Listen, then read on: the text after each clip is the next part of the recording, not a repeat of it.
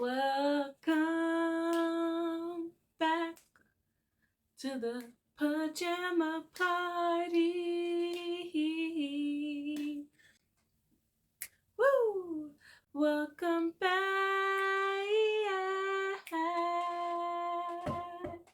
to the pajama party. Welcome back. One more time. Welcome back.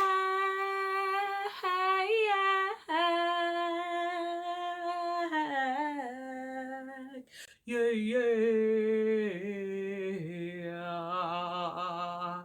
Woo!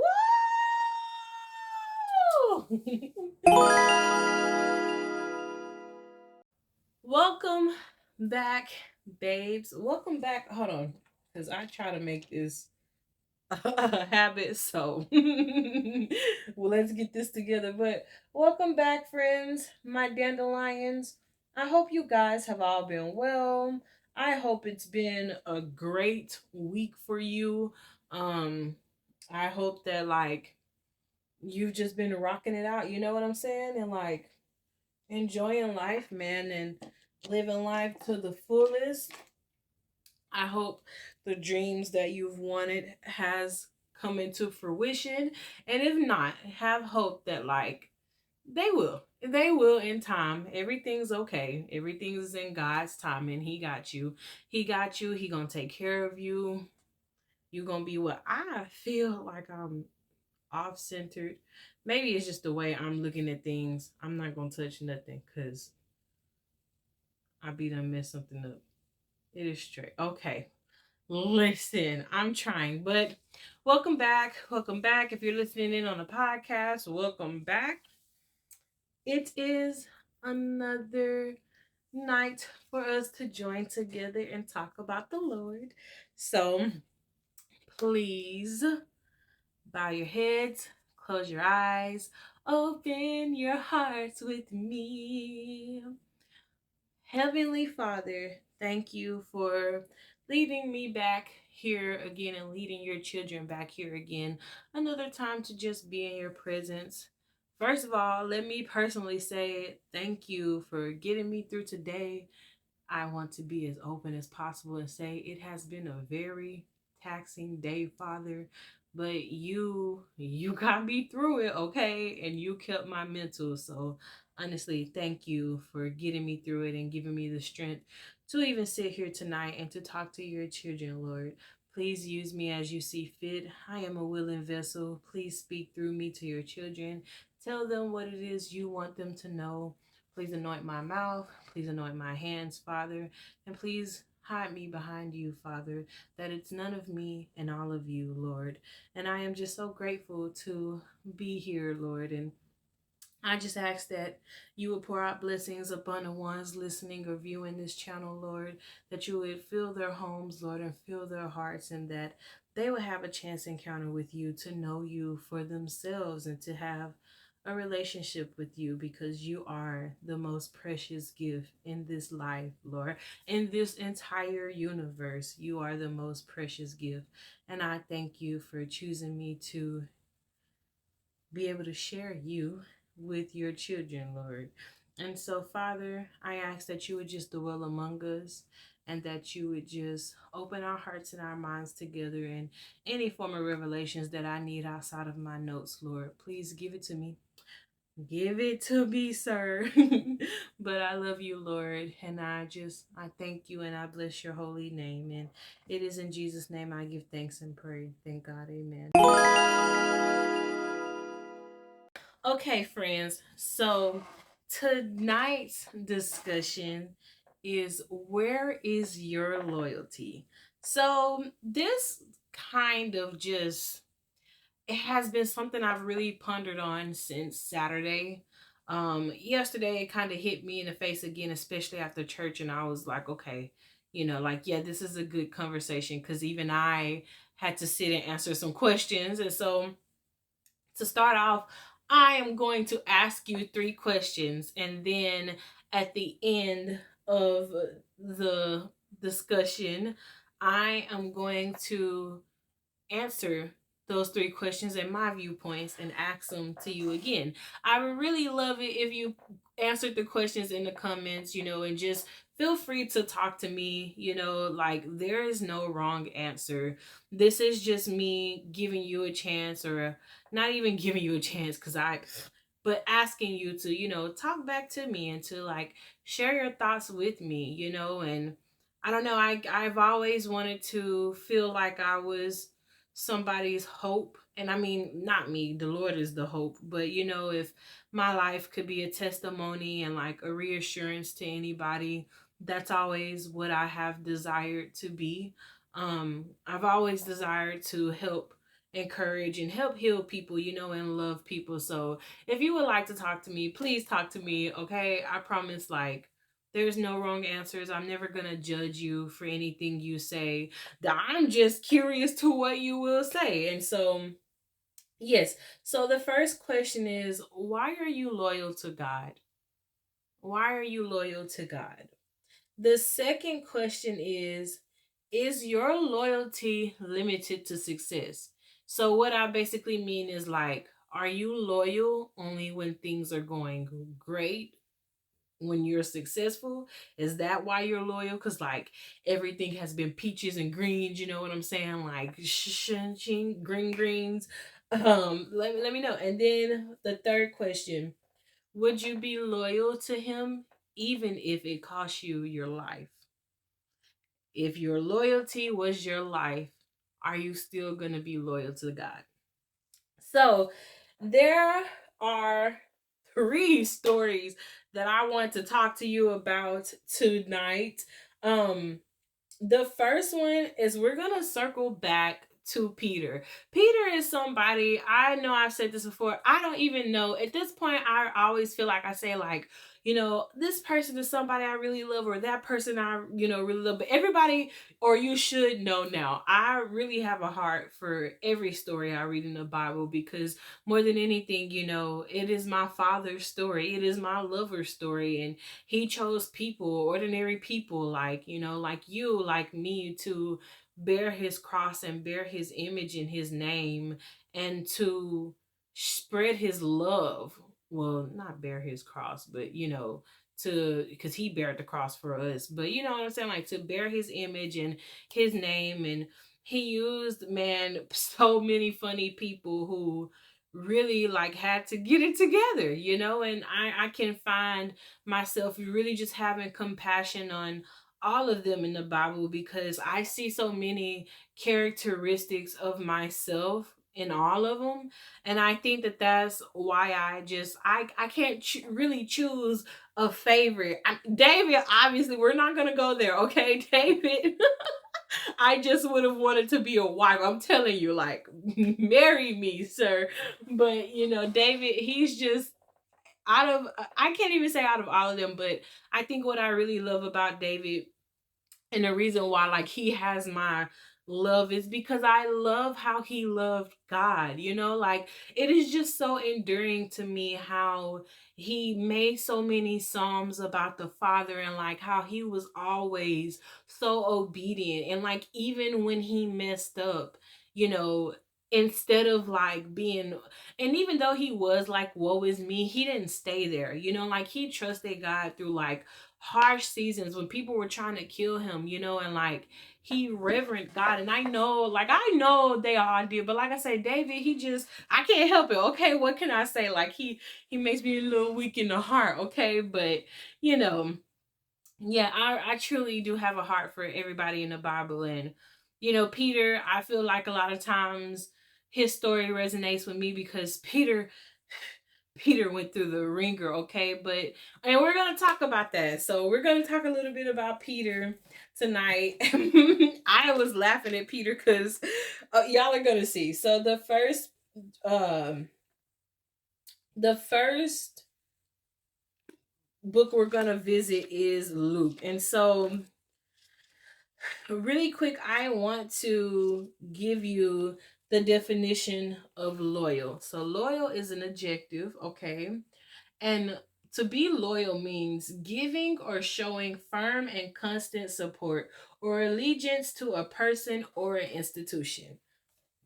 excuse me, that is what loyalty is. And so the first chapter, or like the first thing I want to take you to is, okay, so this one, okay, so the first one we're going to go to is Luke chapters 22 verses 31. Thank you, Jesus, because I did not write down like the chapter number, but the Lord is faithful. So this, it says advice for the disciples, but I really just want to read what happened between Peter and God and Jesus.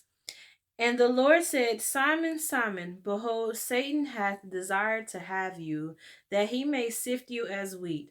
But I have prayed for thee, that thy faith fail not. And when thou art converted, strengthen thy brethren. And he said unto him, Lord, I am ready to go with thee, both into prison and to death. And he said, I tell thee, Peter, the cock shall not crow this day before that thou shalt thrice deny that thou knowest me. And he said unto him, When I sent you without purse and scrip and shoes, lacked ye anything? And they said, Nothing. And then he said unto them, But now he that had a purse, let him take it, and likewise his scrip. And he that had no sword, let him sell his garments and buy one. So I wanted to just read you that. So what's going on here is pretty much Peter. Hello? Sorry, gang. Okay. Sorry. That's busy. So basically, this is right before Jesus is about to be offered up, by Judas. And so Peter's like, Lord, I'll die for you. Like, I'll give my all for you. Whatever you asked for, it is yours. Like, surely it's not going to be me. Like, I'm not going to deny you, and this is after Jesus had already told them, like, one of you is gonna betray me. So now, like, Jesus didn't say who was gonna do it, and now he's telling Peter, like, you're going to deny me. And can you imagine, like, sitting in a room full of people, or sitting out in a group full of people, you're all friends with them, you're friends with Jesus, and he tells you, like, you're gonna deny me. Like, can you imagine? And like, all of y'all know that somebody is about to betray him. All of y'all are on guard and wondering, like, is it me? Is it him? Is it him? Is it her?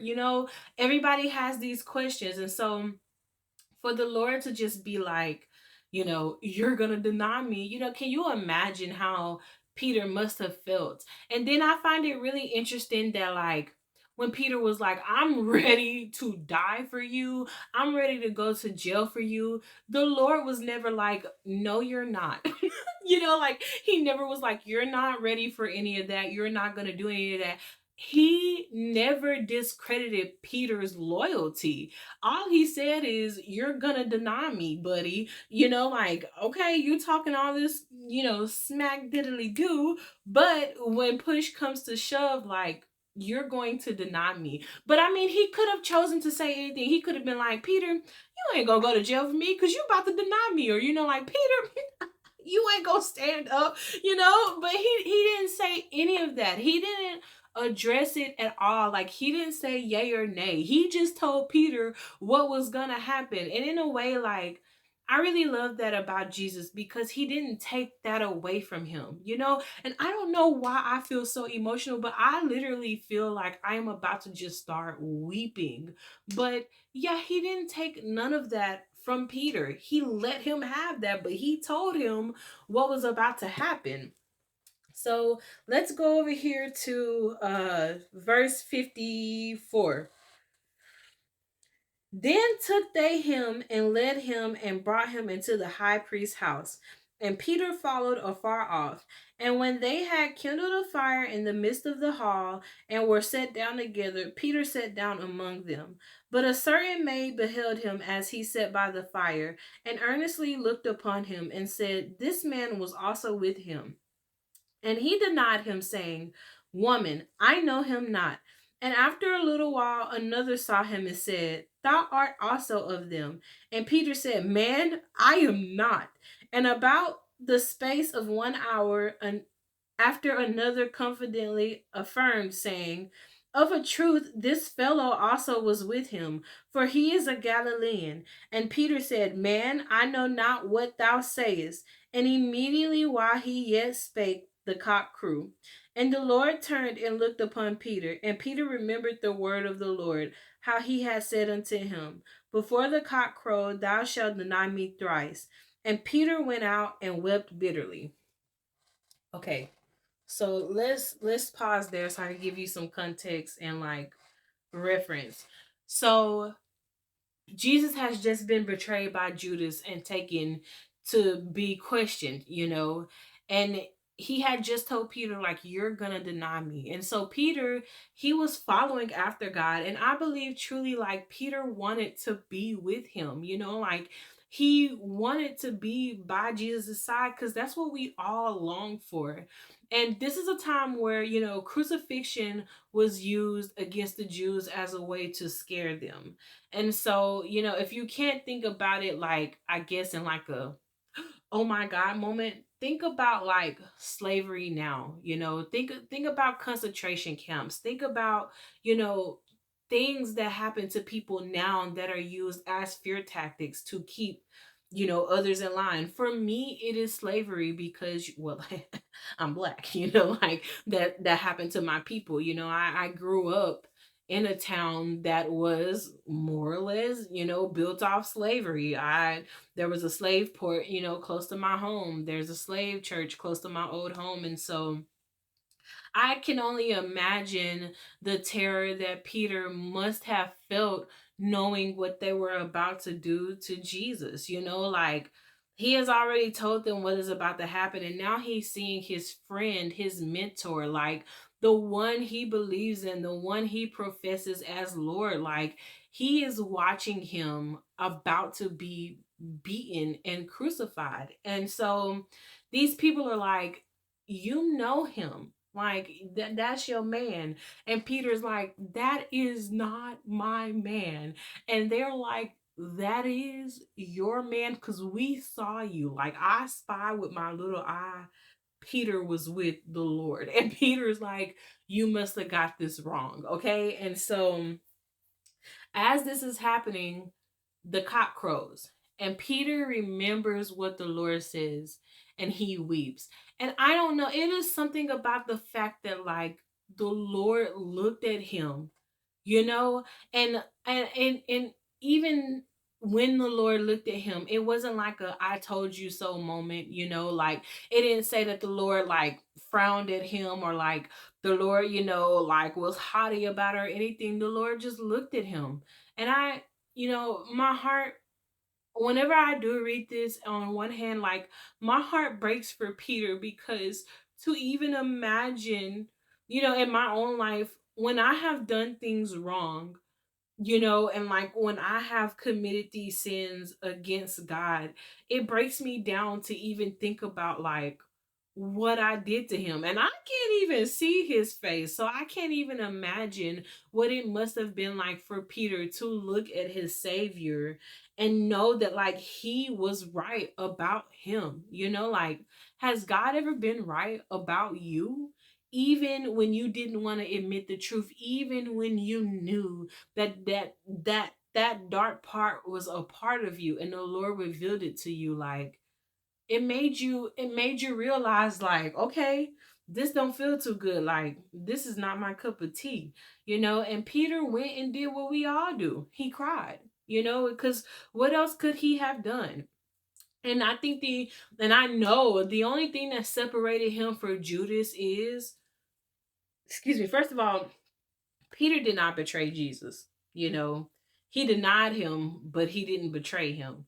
Judas, on the other hand, offered him up. Judas betrayed him. But I truly believe, like, if Judas would have just told the Lord he was sorry, if Judas would have just asked for forgiveness, the Lord would have forgiven him. I mean, Judas did what he did, and like, I, even Judas, it is hard for me to just be like, oh, Judas, because like, the devil used him, and sometimes we are used by the devil before we can even know it, you know. And for Judas, he wasn't loyal. He wasn't loyal, and now he is forever like burning down below. And you know, even that is like, damn. Oh, excuse me. Dang, you know, I know, but yeah, I like, dang, you know, some things you just can't get out of. That's why you have to be very careful when you are loyal to people and when you are loyal to things, because loyalty can cost you your life. And it is a very serious thing to be loyal to a person, a place, or a thing. You must always remember that. So I'm gonna take you to Mark chapter 16, verses 7. Says, "But go your way, tell his disciples and Peter that he goeth before you into Galilee. Then shall ye see him as he see you."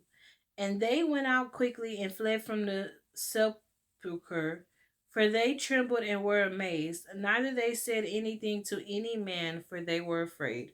So Mary Magdalene and Mary, the mother of Jesus, and Salome had brought spices that they might come to anoint him. So they're going to anoint Jesus, you know, anoint his body in the tomb.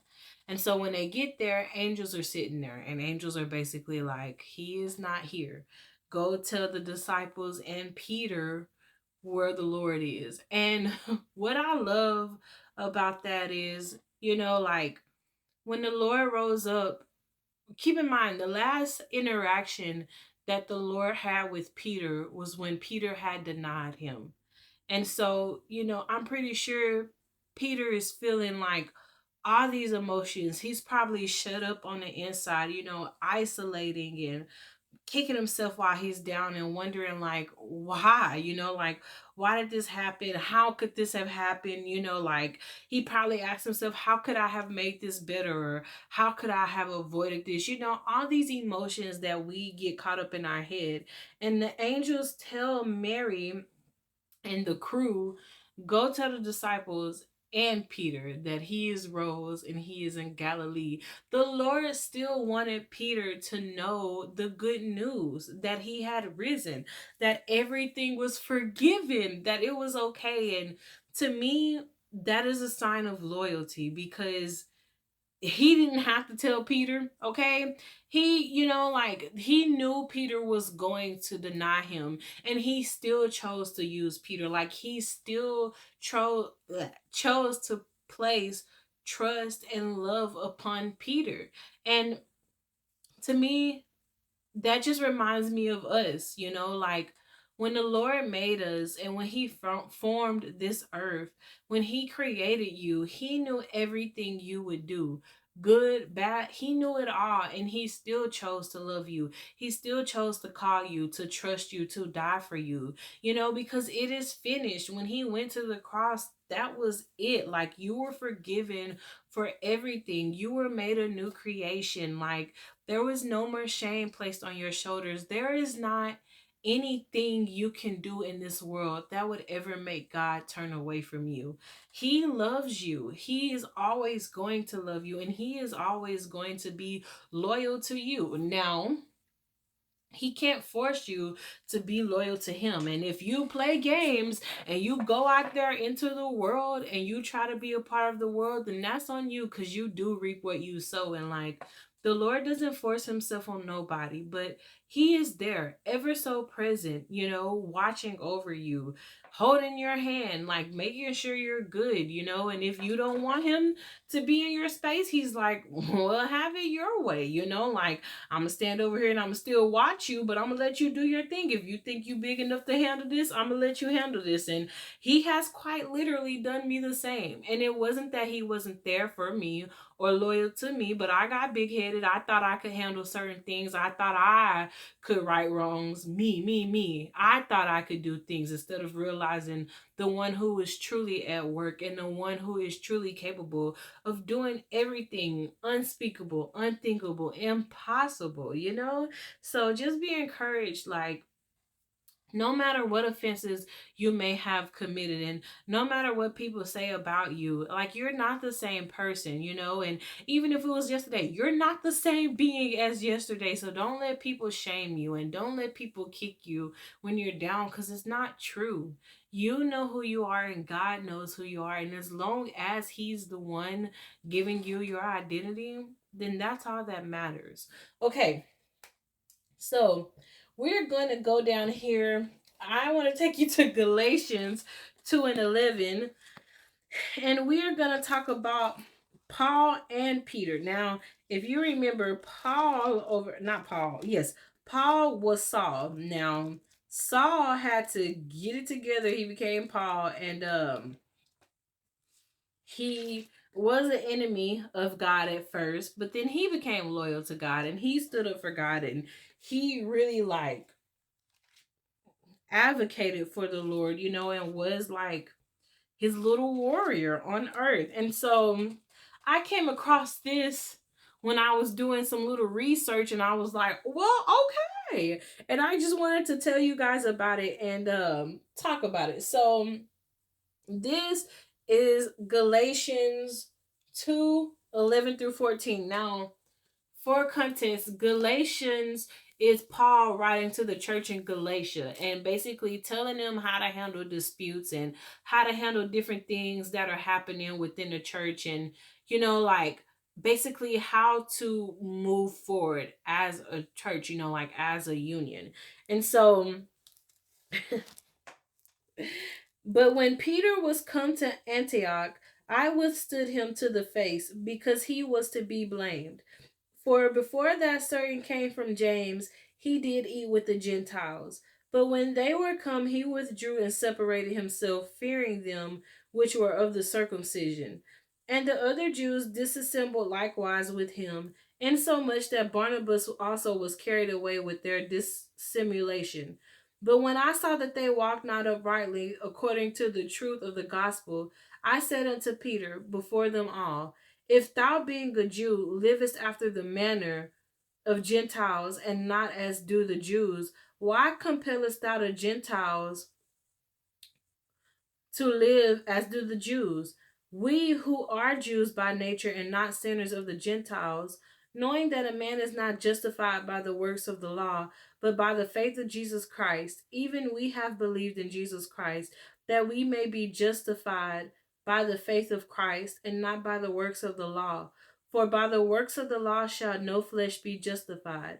But if while we seek to be justified by Christ, we ourselves are found sinners, is therefore Christ the minister of sin? God forbid. For if I build again the things which I destroyed, I make myself a transgressor. So the reason why I chose this text for many different reasons. One reason is to show, like, we all have moments, no matter in what walk of life we take. We all have moments where we just simply mess up, and we may not always realize that we are messing up. And sometimes it can be things like peer pressure, or most of the times it can be things like peer pressure and caring about what other people think and caring about what other people say. And so I read this because I was shocked, I think, on one hand, to read that, like, Peter had once again, did something, but he is human, he is a man. And I can see from the text that, like, Peter was afraid to eat with the Gentiles because he did not want the other Jews to think bad about them. Because you have to remember, like, this is still very new for the Jews to intermingle with the Gentiles. Like, they are still Peter and James and Paul and Timothy and Barnabas, like all of them, all the disciples and the ones that Jesus are calling, they are going to set up these churches, right? And so Paul basically was with Peter at this point, and he is saying to him, like, it is not right for you to basically be a hypocrite, like, because of you. And I think it was more or less too, it's like, because of you, other people are not, like, handling their business the way they should. And so that is why I always try to be very careful of what I say, who I say it to, how I treat people, because truly people are always watching you. They may not say it, they may not ever let you know, but people are always watching you, and you can influence somebody's decision. And I learned that as a teacher. I used to work in daycares, and so, children, they're very influential. Like, you could tell them a story, and if you're convincing enough, they'll pick it up and run with it for like ever. Okay, they really will. And so in this text, though, I also chose it because I feel like, in a way, Paul was loyal to Peter, because to rebuke him, especially in front of other people, that to me is a form of loyalty, because he did not want to see Peter be a hypocrite. Like, he did not want to see Peter go down the wrong path. And a person who will correct you and tell you like when you are wrong instead of just letting you be wrong, that is a friend, and that is a person who is loyal to you. So to me, Paul was loyal to God because he was like, Peter, you know better. But he was also loyal to Peter because he was like, Peter, you know better. Like, you can't be doing this. You can't tell the Gentiles to do one thing, but you're not out here doing it. And Paul was also loyal to the Gentiles, if you think about it, because he stood up for them. He was not going to let them be persecuted like that. And, that is also enduring, because remember, Paul was, it's raining. Paul was out here, at first he was persecuting the Jews, and the Gentiles. He was out here like mollywhopping people. We just gonna put it like that. But even he changed, and he became a champion and a defender, and it is just so amazing to see like how people can change, and like even your loyalties can change and what you stand for. And so I just wanted to put that story in here because, like I say, I really truly believe that like Paul showed loyalty to the Lord first and then to Peter, because he was not willing to let Peter fall, and he was not willing to let Peter stand in front of these people and not be his best self, not be who God called him to be, and like, to me, that is commendable, because I'd rather have a person be loyal to me and tell me the truth than to be unloyal and to lie to me and let me continue to carry on my old ways and like, my old ideologies, especially when it doesn't just affect me, but it also affects the people around me. So, also, no hate on Peter, okay? I just want to put that in there because, once again, we are all human and we all have times where like we struggle to stand firm. And Peter, once again, I'm pretty sure he was so caught up in thinking like, ooh, the Jews over here, and ooh, like the Gentiles over there, and he's still trying to navigate like being a leader. And that looks different for all of us, who knows what he was going through or what he was thinking to make him react like that. Not saying that it was right, because like, once again, he knew like that the Lord had told him, uh what I have cleaned thou shalt not call unclean. Like, Peter had this conversation with the Lord already, okay? So there is no excuse and no justifying it. But, I truly believe it was all made right in the end. And like I said, I just wanted to use this story because I was like, oh, and I think too, on one hand, I ain't gonna even lie to y'all. Part of me was like, is drama at Antioch? Like, you don't hear much about like Bible drama, especially between people. Like, the only thing I remember about Paul is that he was mad about was it Mark? He didn't want to go. He didn't want to like journey with him. So him and Barnabas got into it. Yeah. So Paul and Barnabas had disagreed because Barnabas wanted John to go with them, whose surname was Mark. And Paul was like, he is not faithful. Like, he is not going with us.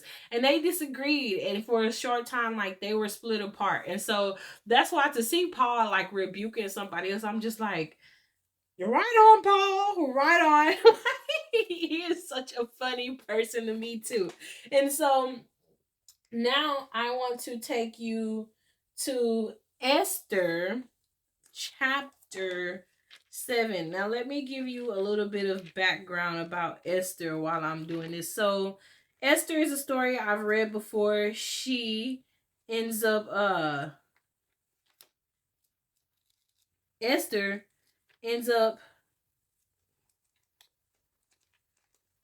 marrying this king, and Esther, she was a Jew, and this guy named Mordecai was trying to get the Jews killed, right? And so Esther had to like speak, and she did not want to speak, okay? And so Mordecai was like, Esther, if you do not get to talking, it is going to be some consequences that fall upon you. Like, real talk, you need to open your mouth. And so Esther was like, please fast with me because I am terrified, but the Lord willeth. And like, if I perish, I perish. And right on, because Esther had to choose to be loyal to the Lord. You know, she was trying to hide her identity. She was trying to not be caught out, but she had to. She could not hide who she was. She, you know, she had to put on her big girl panties and be like, listen, baby. You want to talk more about Esther and to get more into her story. But basically, how this all came to be is that there was a queen named Queen Vashti, and Queen Vashti did not want to do something that King Ahasuerus had said to him. And so uh because of this, King Ahasuerus' servants was like, you should find you a new boo thing, okay? Like, you, so that way Queen Vashti can know like you mean business and what you say goes. And yeah, I have some opinions about that.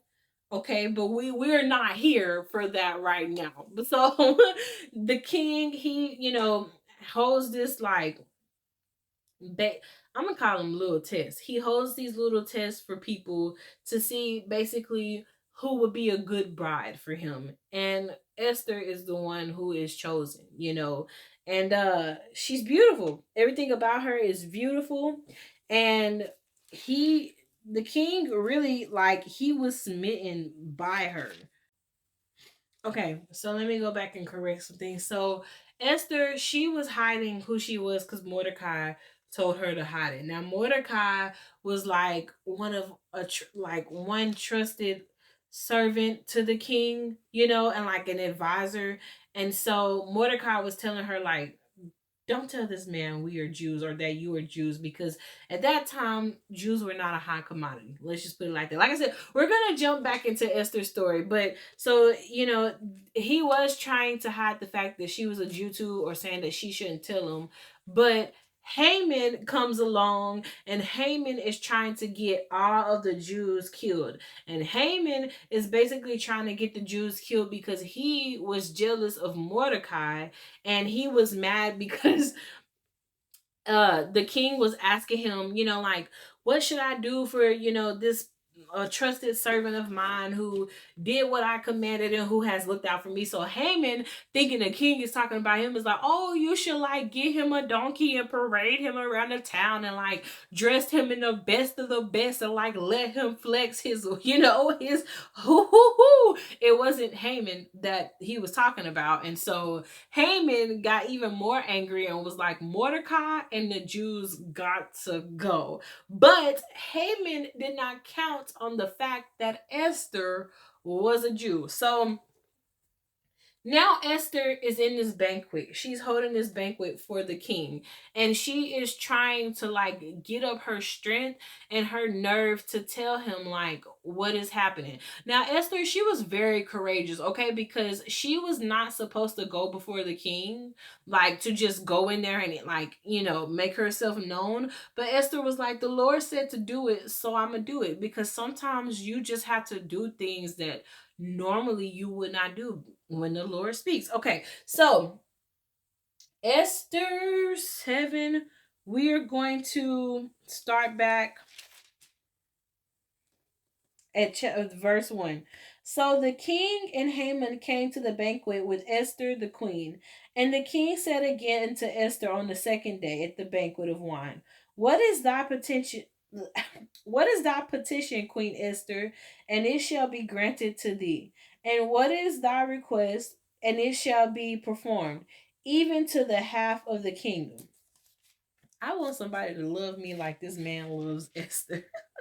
Then Esther the queen answered and said, If I have found favor in thy sight, O king, and if it please the king, let my life be given me at my petition, and my people at my request. For we are sold, I and my people, to be destroyed, and to be slain, and to perish.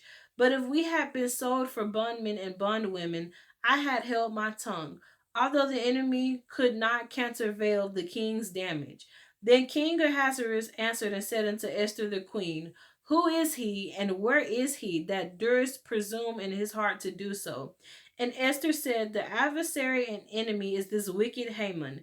Then Haman was afraid before the king and the queen. And the king, arising from the banquet of wine in his wrath, went into the palace garden.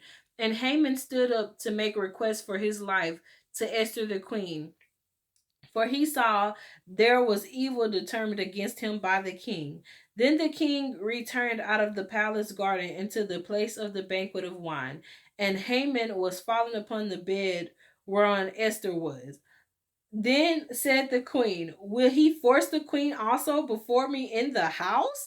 As the word went out of the king's mouth, they covered Haman's face. So that part is funny to me because it's like Heyman had a moment where it just went from bad to absolutely worse. And the king was already fed up. Have you ever just been like fed up with somebody like disrespecting someone you really love or your crew or even yourself? And you're like, so you're not only gonna disrespect me, but you're gonna spit on the floor too in front of my food? Like, so the king was not having it.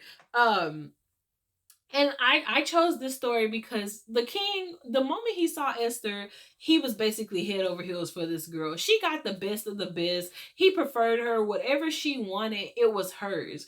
And so when this banquet came and she like went before him, he was like, What do you want? Like he was so in love with her that like literally she could have asked anything and like he would have given it to her. Pause for a second. Okay. I had watched this movie, so I was like, let me make sure Okay, first of all, Queen Esther and like the King Ahasuerus, they melt my heart. They make me want to be in love, Lord. Do you hear me? I am in love with you, and I am patiently waiting, Bucko.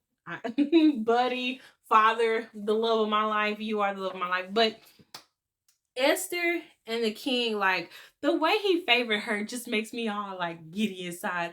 But so the king was loyal to Esther because when Esther told him what was going on, and like that a problem was arising about her and her people, he was like, Who did it? And how are we gonna right this wrong? Like, no, the only questions that were asked was who, what, when, and why. And not even it was just who. Who did it? And when he found out about Haman, he was like, oh, really? My baby? You got to go. And he was so loyal to Esther that like he didn't even want to hear what Haman was saying. He didn't care anything about what Haman had to breathe out of his mouth in that moment because Esther, his baby, had spoken and he had vowed to be loyal to her, and to love her. And he wanted her to have the best. And like, he was even loyal to Mordecai. Like Mordecai was loyal to the king because he saved his life, and so in the return, the king was loyal to Mordecai because he took the ring that Haman had, put it on Mordecai's finger, and the wrongs was right against the Jews. And so to me, that is also like a beautiful story of loyalty because if the king was not loyal to her, it could have went so many different ways, okay? But thank the Lord that like he prevailed and that he aligned all the pieces of the puzzle together. And see, Esther was loyal to the father. So the Lord was loyal back to her. Like, no questions asked, you know. It was a scary situation for this lady. I'm pretty sure she was shaking in her boots when she was going to stand before the king. Okay? She was going to stand before a king. I ain't been in a room with nobody that's been like that high up, so I could only imagine what it must have been like. Okay, I am in front of the Lord, you know what I'm saying? But like to visually, humanly see them with my eyes, I have never been in a room like that before, so I would have been like, Lord, like you got the wrong one. You have to decide to be loyal to God because He is loyal to us. Sometimes it is simple as not sinning or being kind to people. It takes on many forms. It is hard to be loyal at times, but it gets easier. So, really, what I was saying there is when you first start out this walk with God, and even after you first started out, I feel like when you first when you are forming your relationships with the Lord and He is taking you into new seasons, sometimes when He asks you to do something, it's like, who gonna do this? Me? You want me to do this? So, a prime example is I was in the hospital one time and the Lord was telling me, and my mom was having surgery, and the Lord told me to go and pray with this lady. And immediately, because I was drawing something, and immediately I was like, you're lying. That is, I promise you, that is what I said in my head. I was like, you're lying. And then I realized who it was that I was talking to and who was telling me to do something. And I'm like, you don't lie. You're not a man that should lie. I don't even know why I fixed my mouth to call you a liar. Like, I don't know who I thought I was on this big old Wednesday, but obviously I'm in the wrong here. And so, I pondered it because I am not a person that's just gonna go up to a stranger. I don't have to be involved with people like that, you know, like sometimes I could be very awkward and just very you know, it is very hard for me. But that day, you know, and like the thoughts kept pondering in my mind, like, if you don't do this, the Lord is not going to stop loving you. But just imagine what could happen if you did obey and do this. You know, like, you don't even know what's going to come out of this, but it is solely up to you to choose what it is you want to do. So what did I do? I got up, I went and talked to the lady, and I was like, can I pray for you? Is that okay? You know, and I think I was also, I know I was very afraid because she was a Caucasian lady, and I was just afraid that she was going to be like, get your black hands off of me. This may sound like something so like to be afraid about, but that happens a lot more than you think. And so I was really afraid to like do it, but she was the sweetest lady ever. And after I prayed for her, you know, and told her, I was like, you know, whatever's going on and whoever it is that's, you know, because I think it was her mom, I believe, who was in the surgery room. She had had like a massive heart attack. And so after I prayed for her, you know, I told her, I was like, God's got you. Like, it's going to be okay. And I went and sat back down. And y'all, the doctors came out and told her, like, that her mother had pulled through. And it was such a success. And she was so relieved. And I, you know, I just felt so grateful in my heart because I feel like, you know, I helped pray for that victory. And, you know, I know it was nothing that I did, but I just think about like, what if I wouldn't have prayed for her? You know, like, what if I wouldn't have prayed in that moment? I don't know what would have happened. And on the flip side, you know, not only did her mom have a successful surgery, but so did my mom. And, you know, like, everything was just great that day. And I think I walked away feeling so good because it was the first time that I feel like God has actively told me to do something like right then and there without like another second thought. And like, even though I did second thought it and ponder it to get up and do it, I have never, I mean, you know, I've told people like Jesus loves you, you know, or something like that, but I had never did anything that bold for God with another person. I don't feel like I have. And so that felt really good, you know, to honor him and to be loyal to what he told me to do. And, you know, I had to put on my big girl panties and not be afraid of this girl, you know, and not think those negative thoughts and just believe that, like, the Lord was going to see me through whatever it was that he was trying to see me through.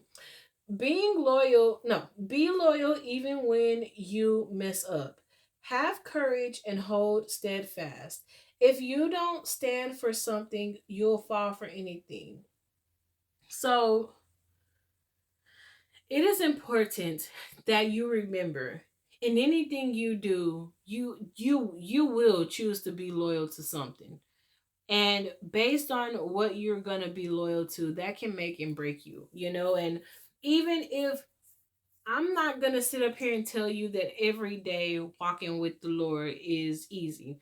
I try to be very candid about that. I try to be very open about it. I don't want to scare you away from being a Christian, you know, or, you know, following after God, because you should. You should absolutely give your all to him and want to be afflicted and want to hold on to his hand, because he is the best answer. He is the best remedy. He is the best way to live this life.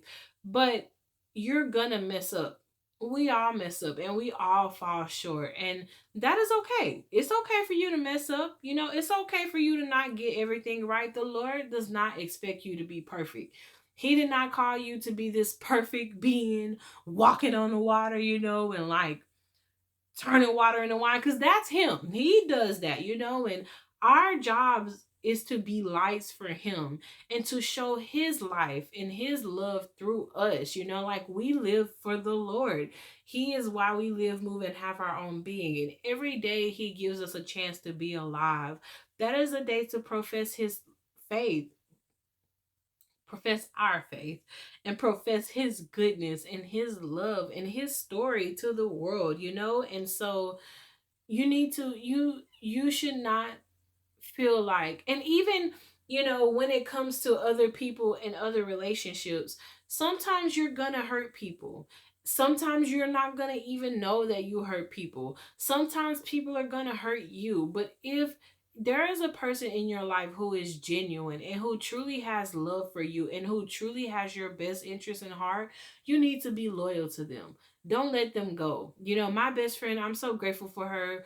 We've been rocking it out 9 years strong. And I told her, I'm like, you have earned my loyalty. Like, there is nothing else you have to say to me to, you know, get me to be loyal to you. Like, there's nothing else you have to do, because I've seen her character. I've seen how she is, and she's always been loyal to me, you know. And the way we love one another and the way we bond with one another, I just simply would not want to be anybody else's best friend. Like, I have a best friend now, don't get me wrong, you know, like, but I don't think, I truly believe in my heart she is gonna be the one who is, you know, she is my soul flame, you know. Outside of my mom, she is my closest friend, my closest family, and that's how it's gonna stay. And that's because, like, my loyalty lies with her now, you know. And I have other people that I am loyal with on different levels, but her and my mom, like, they got my biggest loyalty. Like, Jesus is first and then them two, you know. Like, nobody better not ever say anything about them, or it's gonna be crucial. Like, it's gonna be big crucial, big crucial. I have some helpful scriptures for you. Okay, I feel like they're helpful. So the first one is John 3:16.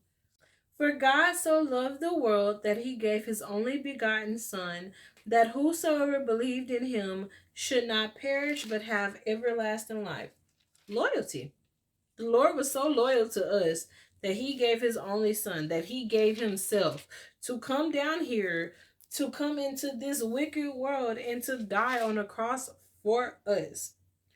Greater love hath no, John 15 chapter 13. John chapter 15 verses 13.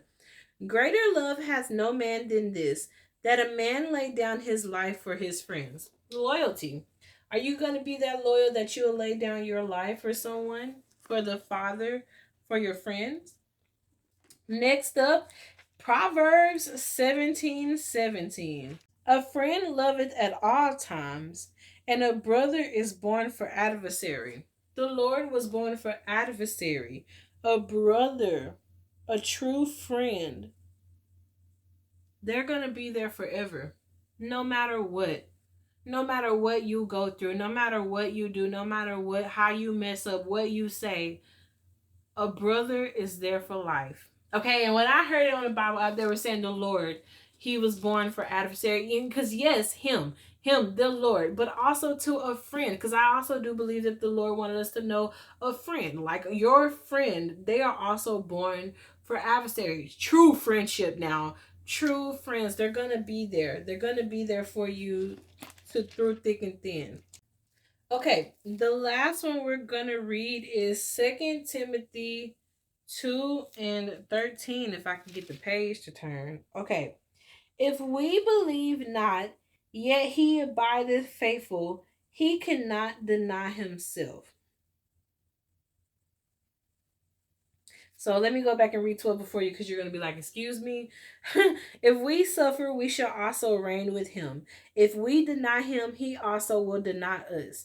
If we believe not, yet he abideth faithful, he cannot deny himself. Is that the train? So basically, to me, what that is saying is we have to be loyal to the Lord, okay? We have to be loyal to God no matter what the case may be, no matter what we face, no matter what we go through. Like, we need to be loyal to him. And even if we are not faithful to him, he is still faithful to us. He is still loyal to us. He is ever present. He is ever with us. He is ever reassuring, reaffirming. The Lord is there always. As I bring this to a close, we are going to circle back around to be loyal. That's your first bullet point. Number 2 is be unwavering. You know, if you are loyal to someone, don't change up. Now, if they change up on you, that's a different story, you know, because some people are seasons, things come and go, things change, you know, situations happen. But falling out over like 50 Cent, what? You know, falling out over like just irrelevant stuff that really does not matter. Don't do that. Don't be like that. It is hard to find a good friend. It is hard to find a person who is gonna love you and like want to be around you and deal with you. Okay, yes, I speak from experience, because hey, but you know, I am reassured that like I am loved, but that's because the Father working through me, okay, to get me to where I am. The Father has had to come and be like, child. But anywho's, number 3, put God to the test. If you're like, why should I be loyal to the Lord? Because count on your hands how he's been loyal to you. And before you give me like, oh, he ain't ever been loyal to me. If you woke up, that is his loyalty to you. If you're watching this, that's his loyalty to you. People ain't got phones out here like that, and laptops and however else you're viewing this. The world makes it seem like everybody does, but there is real people out here struggling who does not have Wi-Fi or internet or data or any of the sorts. There's people out here who are struggling to breathe their next breath, to eat their next meal. They don't know where they're gonna sleep tonight. And you sitting here saying that the Lord not loyal to you. People out here fighting real wars. People out here being kidnapped and abducted while you sit here and be comfortable and look at the screen and be like, the Lord is not loyal. The Lord is loyal in every season, on every hand. There's not nothing in your life you can say that the Lord has not been loyal and seen you through to, because that's just who he is. He is a loyal man. He's faithful. He is our safe refuge. He is our defender. He goes before us. He is our hiding place. Okay. He is our good shepherd. He is our good counselor. He is the everlasting Father. He is the Prince of Peace. Emmanuel, God with us. Yahweh, Jireh, Jehovah Nisi, Jehovah Rapha. He is that I am, the Alpha and Omega. Like, do you get the point? He is so much. He is so big. He is so great. He is so massive. And he is just amazing.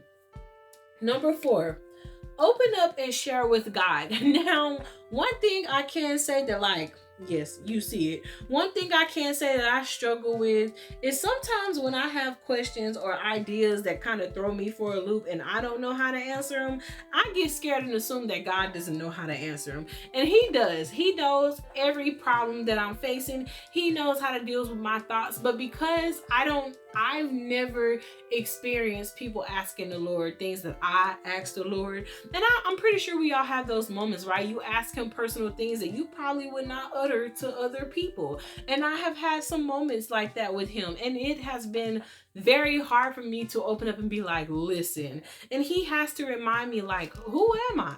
Like, who am I truly? Who am I to you? Who am I? Like, you know me. Like, I got you. I can handle this. Everything he's created, everything he's did and seen, he died for me. And excuse me, I don't think he can handle my little baby questions. So just be encouraged. Like, the Lord, he truly is a wonderful man. And like, I could go on raving about him all day long. Like, he just fills my heart with so much love. And I'm so grateful that I even get to boast to you about who he is. Cause, you know, I do feel like I'm in love with him. I feel like I'm smitten with everything he is. Like, the Old Testament him, the New Testament him, you know, the beginning and the end him. Like, I am in love with him. Okay. And like, sometimes I'll read some stuff that like he done said or spoke about, and I'm just like, that's my king right there. Like, that is my king. But anyways, back to the questions. Why are you loyal to God? I am loyal to God because he has kept me on every hand. Even before I got here and really knew him and really saw my life play out here, even when I was a kid and I was reckless and like, you know, even through my sleep paralysis and through my walks of life that was so hard, even through my suicide, like, I can vividly remember him being there and him saving me. I've never called out to the Lord and he didn't answer me. He has always answered me. He has always been there with me. He has always saved me. And he will always save me because that's the promise he made to me. I am loyal to him because he chose me. He chose to be loyal to me first. He chose to love me first. He chose to pour out himself on me, and it is by his love and by his stripes that I'm healed, you know. And because he chose me, who am I to deny him and not choose him and not be loyal to him? Because he didn't have to do any of that for us. He chose, and not even for us, for me. He didn't have to do any of it for me. He didn't have to do this for me, but the fact that he would do it for somebody like me, you know, like when everybody else said no, he still has said yes to me. You know, when other people has counted me unworthy and just unfit to be in their life, he has always saw me as me, and he has always chosen me. Is your loyalty limited to success? No, it is not. I have been afflicted. Like I said, today itself was such a draining day. And I'm going to talk about it a little bit on a Pox perspective, so go check it out. But let me just say, like, content-wise, today was very hard with the face paint, okay? And there was a moment in time where I was like, I am about to go to sleep and just not do this today, you know? And I mean, I guess it was a success because I finished it. But, you know, even when I first came back and I was so broken behind my hopes and dreams not making it, you know, and even when I've been broke as a joke, you know, and not having nothing to my name, I still knew who he was, and I still chose to love him because in every season, like I tell you, he is ever so present. And you know, even with him secluding me now, and I don't understand everything, but you know, in my uprising, in my downfalls, I know that one thing won't change, and that's who he is, and that's what he can do for me and what he can give to me. So I choose not to change up, and I tell him always, if you want to afflict me or he doesn't afflict me. But, if afflictions happen in my life and he allows it, then so be it. Like, if pain and suffering comes, then so be it. Because I know he's going to hold my hand and he's going to get me through it. And I know if he allowed me to endure a trial and a tribulation, it's because he trusts that I can get through it. Because he knows I'm going to depend on him. And I might have to cry and be like, Lord, you promised and you said that you would do this thing. But regardless of if I cry on his shoulder, he is going to right every wrong and he's going to protect me. Because once again, that's the promise he made to me. And I am going to hold him at his word always. So, yes. And then finally, would you be loyal even if it cost you your life? Well, yes, I would, because quite frankly, it is costing me my life, My life is his. It is no longer about me. It is his life. It is his life freely. He can do with it what he made. He can have it and turn it into whatever he wants. My life is the Lord's. And, truly, when you follow Jesus, you do die. You do die to your old man and you do give your life for him. And so, I may not literally get shot. And I know that's a little dark, and let me put it like this. I may not literally be unalived, but when you choose the Lord and you get baptized, you are a new creation. All old things are passed away. You are new. So that old life, it is gone, and when you choose Jesus and choose to walk with him and be with him, then yes, you are giving your life. You are laying it down at his feet and saying, here, use this in any way you can, and I am a willing sacrifice. So thank you guys so much for watching. I really do hope that you love this, that I could give you some sort of solace. Please kiss me with that like button. Please answer the questions and just talk back to me. Let me know how you're feeling.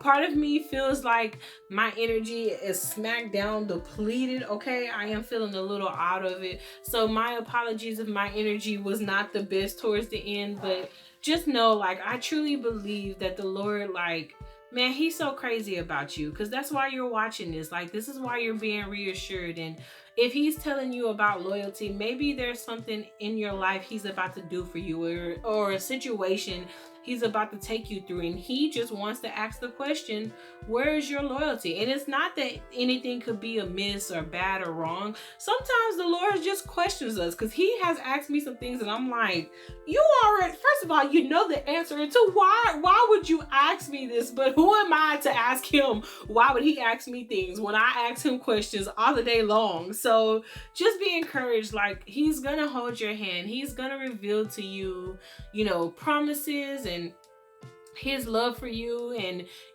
he's gonna be with you. If you don't take anything else away from this, take away that the Lord is always gonna be with you, and he's always gonna see you through, even when it don't feel like it, even when you don't know and you feel so topsy-turvy. The Lord is there. Okay, and if you can't feel him, that doesn't mean that he's not there. Pray to him. Ask him to draw near to you, because his word was he would never leave you nor forsake you. He is there. He is everywhere. So please be encouraged. Please hit the bell notifications for when I post. And please subscribe. I hope that you've had the most amazing week once again. And I hope until I see you next time that you are just blessed and that you are so happy. And rest in the Father, man. That is your source. That is your strength. That is your good morning or your good night. That's your baby. So hold on to him, because truly the Lord is he's the most precious gift in this life. And he is to be treasured, and he is to be reverent. Yes, he is to be reverent. He is to be feared. He is to be appreciated, because truly, if he had not showed up in your life, in my life, we wouldn't even be here. We'd be so lost and so fallen. But he didn't desire that of us. And out of all the creatures he could have chose to love and have like a relationship with, it was us. He could have had the billy goats walking around, and they was sacrificing humans. You don't know, the Lord can do whatever he wants. But really, friends, friends. I do love you. Thank you so much for rocking it out. Thank you for listening to me on the podcast. You can go check this video out on YouTube at DohiSama. Please let that go. Don't hold on to that. But until next time, guys, remember always the Lord does love and bless you. May He keep you. I love you, and I hope wherever you are, you're having an incredible day or an amazing night. Goodbye, guys.